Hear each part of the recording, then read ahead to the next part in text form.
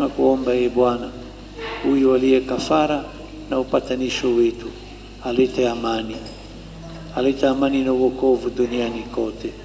Upende kuliimarisha katika imani na mapendo kanisa lako linalosafiri hapa duniani, pamoja na mtumishi wako Baba Mtakatifu Leo wa 14, Askofu Beatus Kinyaia, msaidizi wako Wilbert Kibozi, pamoja na maaskofu wote, waklero wote na watu wote unawafanya kuwa taifa lako. Usikilize kwa wema sala za jamaa hii ulioita hapa mbele yako, kila moja akiwa na wimbi wa mateso katika maisha yake.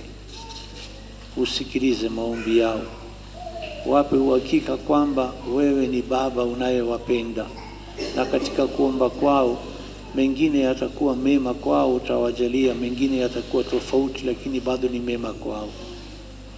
Baba uliye mtakatifu, kwa huruma yako wakusanye kwako wote waliotawanyika katika mahangaiko ya maisha popote duniani. Wapokee kwa wema katika ufalme wako vile vile ndugu zetu marehemu na wote walioaga dunia wakiwa wamekupendeza. Nasi tunatumaini hata sisi siku moja tufike katika ufalme huo, ili pamoja na sisi tushibishwe milele na utukufu wako kwa njia ya Kristo Bwana wetu, ambaye kwa njia yake unaujalia ulimwengu mema yote.